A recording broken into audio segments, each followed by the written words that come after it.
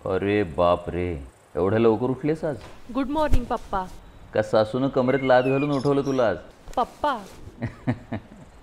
छान छान, अशीच लवकर उठत जा. काय आता तू तुझ्या पप्पाच्या घरात नाही आहेस? मारला टोमणा. सासूबाई झोपल्यात अजून. जावई उठले का आमचे? हो, तो सकाळीच उठून जिमला गेलाय. अगं काय लगेच? अरे तू रे, तुमच्याशीच तर बोलतीये. हो, पण आजूबाजूला सासरचे लोक असतील ना, कुणी ऐकलं तर आमचे संस्कार निघायचे. तसं काही नाही होणार, मी एकटीच आहे आत्ता.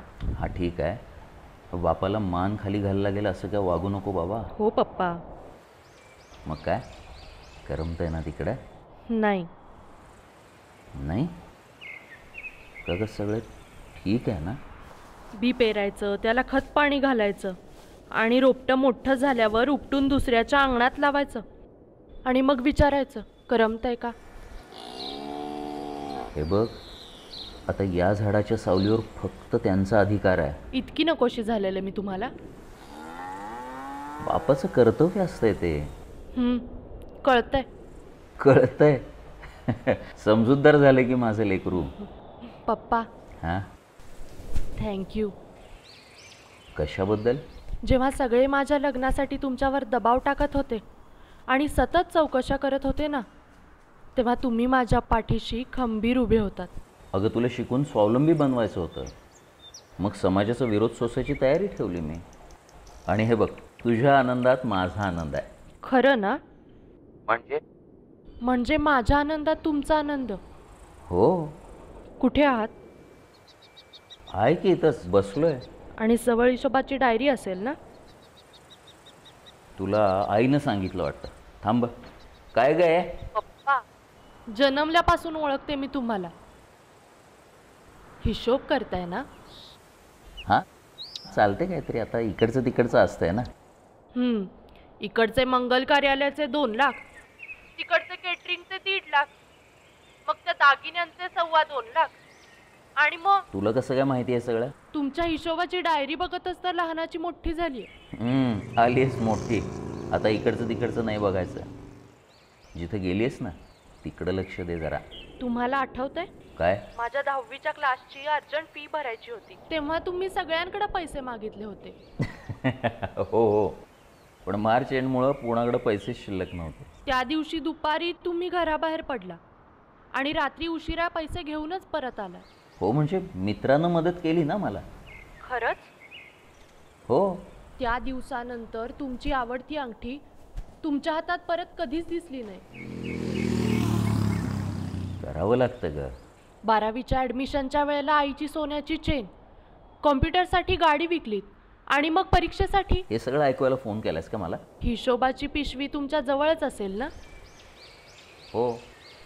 त्याच्या आतल्या कप्प्यात बघा.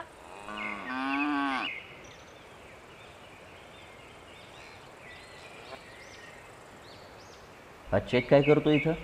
साखरपुड्यानंतर तुमच्या जावयांनी नवीन फ्लॅट बुक केले. अच्छा, तुला पैसे काढून हवेतोय? हे फक्त बँक उघडल्यावर काढणार मी. तसं नाही आहे. त्याच वेळेला मी त्याला माझ्या सेव्हिंगबद्दल सांगितलं की मागच्या 3 वर्षांपासून मी माझा पगार बँक अकाउंटमधून काढलेलाच नाही आहे. हा, म्हणजे आपलं तसंच ठरलेलं.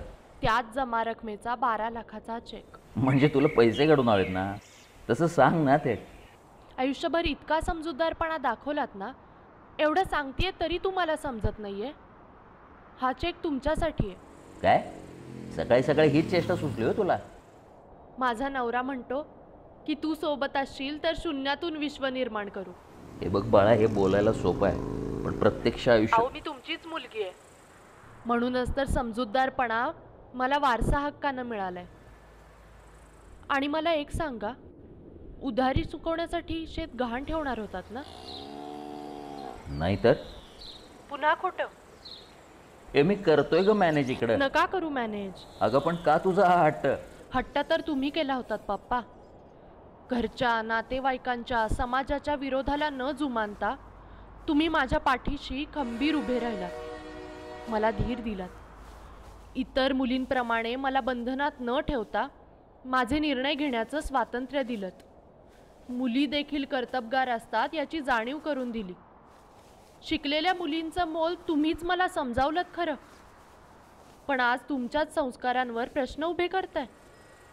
अगं बाळा, असं नव्हतं म्हणायचं मला. तुम्ही माझी काळजी करू नका, मी इकडे एकदम खुश आहे.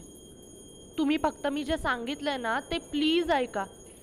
आणि तसंही मी आता तुम्हाला त्रास द्यायला तिकडं नाहीये. पोरगी म्हणून जन्माला आलीस मात्र मात्र काय? कायम आईहून लळा लावलास बघ. मग आता याच आईचं ऐका आणि माझ्या आईला घेऊन फिरायला जा. बाळा, मी माझ्या काळजावरचं ओझं हलकं व्हावं म्हणून तुला बोललो आणि तू. काही ओझं वगैरे नाहीये. तुम्ही तुमचं कर्तव्य केलं आणि मी माझं करते. आणि हा, लेक बापाच्या काळजावरचं ओझं नसतं, लेक बापाचं काळीज असतं.